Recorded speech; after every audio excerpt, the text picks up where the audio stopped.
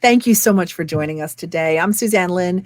More importantly, our featured guest author is GP Hutchinson. He wrote Deadball, a novel of murder and passion. And GP, welcome. I'm glad that you're here. Thanks so much, Suzanne. Great to meet you, even if it's only online for a little while here. That's right. Listen, digging into your book, it seems to me that the moral of the story and your characters built around virtue. That's a really important premise, isn't it? Yeah, for me, it really is. I mean, first of all, I'm not writing morality plays, Suzanne. I'm writing to entertain above all. But we all, I mean, there it is right in front of us. There's good, there's evil, there's right and wrong. And I think so many of us, a lot of times, we pursue knowledge and happiness and excitement without cultivating, nurturing virtue in our souls. And so, without any one character being completely 100% virtuous or any being wholly irredeemable, I try to put in my stories characteristics that remind us, just how important it is for honesty, courage, those sorts of things. And so that readers, by the end of the story, I hope they've reflected a little bit on, yeah, that's admirable, that's really, or that was really deplorable, And so I'm one of those people that rather than the complete grayscale characters that we find in so many works today, I'm still writing with real good guys and real bad guys that are sort of nasty, It's kind of real life, right?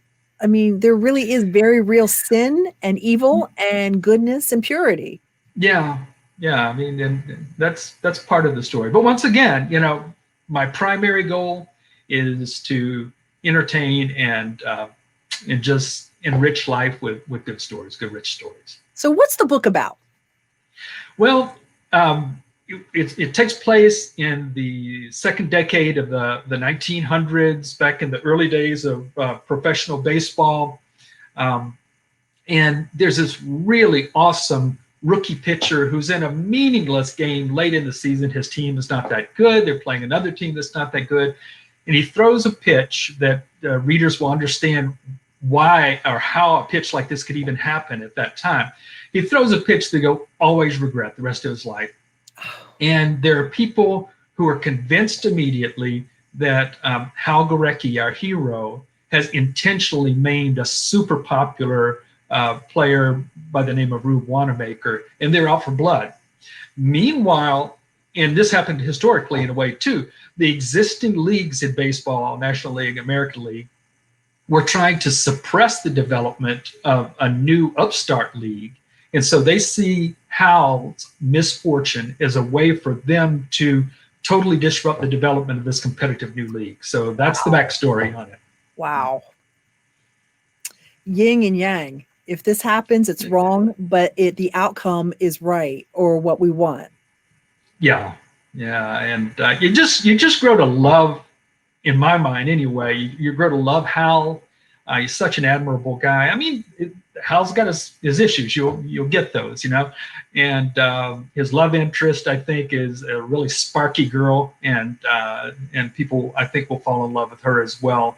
And then there's some other characters on the other side that range from slightly sullied to extremely corrupt and deplorable.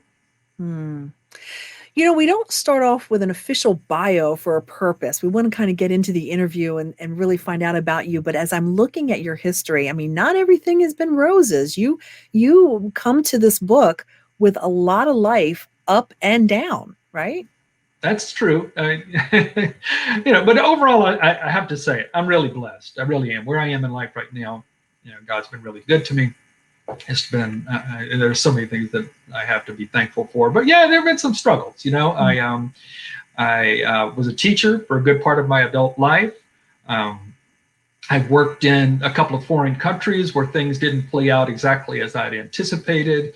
And there were some interesting stories of some things that happened in those foreign countries. And then there's been some visits to foreign countries that have just been absolutely glorious and have in part spawned my writing career. I was going to say, how did all that play into you writing this book? All the history of who you are and everything you've experienced. How did that play into you writing Deadball? Well, and when I came back from working in Spain after 1 year, that was my first shot at really toying around with writing a novel. And I knew I wanted to write a novel at that time, but life got in the way, and as it often does for a lot of people that have that in them to want to write. Right. So things got set aside for a little while. But my daughter, years later, was teaching English in Japan, and I had the opportunity to spend actually a couple of months in Japan. When I came back, I was just so pumped about the culture and everything. And I sat down to begin to write a novel, and this time write in earnest. And it was another sports novel. And it was another crime novel. So in ways, it has things in common with Deadball, only the sport was sumo. And you think, well, yeah, your hero is a 300 plus pound hero, which is not common in American popular fiction these days. But Right.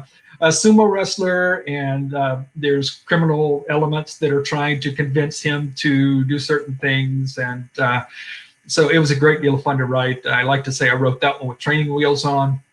Hat off to my friend Marge McAllister down in Australia, who helped coach me through that. And but the baseball work, it really came off of just a coincidental thing. My younger brother was he was a commissioner, so to speak, for the very popular thing of fantasy baseball leagues these days. And some people would ask him to start up yet another one. And so he just named it Fitzgerald Park for some reason. And so he wrote a backstory, a 400-word backstory on why Fitzgerald Park, and he sent it to me. And at first I thought it was actually a piece of history of something that had happened back in the late 1800s.